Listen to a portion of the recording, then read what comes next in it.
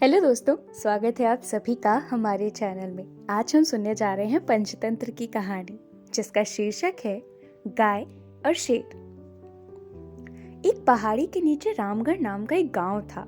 गांव के सारे जानवर हरी घास खाने के लिए सुबह उसी पहाड़ी के ऊपर बसे जंगल में जाते और शाम होते होते घर वापस आ जाते थे।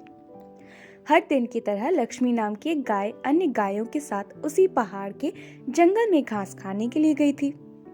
वह हरी घास खाने में इतनी ज्यादा प्रसन्न थी कि वह कब एक शेर की गुफा के पास पहुंच गई उसे पता भी नहीं चला। शेर अपनी गुफा में सो रहा था और वह पिछले 2 दिनों से भूखा भी था। जैसे ही लक्ष्मी शेर की गुफा के पास पहुंची, गाय की खुशबू से शेर की नींद खुल गई।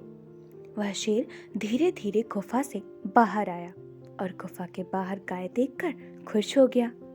शेर ने मन ही मन सोचा कि आज उसकी 2 दिनों की भूख मिट जाएगी। वह इस तंदुरुस्त गाय का ताजा मांस खाएगा और यह सोचकर उसने एक तेज दहाड़ लगाई। लक्ष्मी शेर की दहाड़ सुनकर डर जाती है। जब वह अपने आसपास देखती है तो वहां दूर दूर तक उसको कोई भी दूसरी गाय नहीं दिखाई देती। जब वह हिम्मत करके पीछे मुड़ी तो उसे सामने शेर खड़ा हुआ दिखाई दिया। उस शेर ने लक्ष्मी को देखकर फिर से दहाड़ लगाई और लक्ष्मी से कहा, मुझे 2 दिनों से कोई शिकार नहीं मिल रहा था। मैं भूखा हूँ। शायद इसीलिए भगवान ने मेरा पेट भरने के लिए तुझे मेरे यहाँ भेजा है। आजा, मैं तुझे खाकर अपनी भूख मिटा लूंगा। शेर की बात सुनकर लक्ष्मी डर जाती है। वह रोते हुए शेर से कहती है, मुझे जाने दो, मुझे मत खाओ। मेरा एक छोटा बच्चा है जो भी सिर्फ मेरा ही दूध पीता है और उसे घास खाना अभी तक नहीं आया है।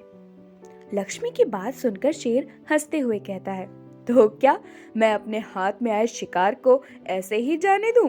मैं तो आज तुझे खाकर अपनी 2 दिनों की भूख मिटाऊंगा। शेर के ऐसा कहने पर लक्ष्मी उसके सामने रोने लगी और विनती करते हुए कहती है कि आज मुझे जाने दो। मैं आज अपने बछड़े को आखिरी बार दूध पिला दूंगी और उसे बहुत सारा प्यार करके कल सुबह होते ही तुम्हारे पास आ जाऊंगी। फिर तुम मुझे खा लेना और अपना भूखा पेट भर लेना। शेर लक्ष्मी की यह बात मान जाता है और धमकी देते हुए कहता है कि अगर तू कल नहीं आई तो मैं तेरे गांव आऊंगा, फिर तुझे और तेरे बेटे दोनों को खा जाऊंगा। लक्ष्मी शेर की यह बात सुनकर खुश हो जाती है और शेर को अपना वचन देकर गांव वापस चली जाती है। वहां से वह सीधे अपने बछड़े के पास जाती है, उसे दूध पिलाती है और बहुत सारा प्यार करती है। फिर बछड़े को शेर के साथ ही सारी घटना बताती और कहती है कि उसे अब अपना ख्याल खुद ही रखना होगा। वह कल सुबह होते ही अपना वचन पूरा करने के लिए शेर के पास चली जाएगी। अपनी माँ की बातें सुनकर बछड़ा रोने लगता है। दूसरे दिन सुबह होते ही लक्ष्मी जंगल की तरफ निकल जाती है और शेर की गुफा के सामने पहुंचकर शेर से कहती है, अपने वचन के अनुसार मैं तुम्हारे पास आ गई हूँ। अब तुम मुझे खा सकते हो। गाय की आवाज सुनकर शेर अपनी गुफा से बाहर निकल आता है और भगवान के अवतार में प्रकट होते हैं। वह लक्ष्मी से कहते हैं, मैं तो बस तुम्हारी परीक्षा ले रहा था। तुम अपने वचन की पक्की हो। मैं इससे बहुत प्रसन्न हुआ। तुम अब अपने घर और बछड़े के पास वापस जा सकती हो। इसके बाद वे गाय को गौ माता होने का वरदान भी देते हैं और उसी दिन के बाद से सभी गायों को गौ माता कहना शुरू कर देते हैं।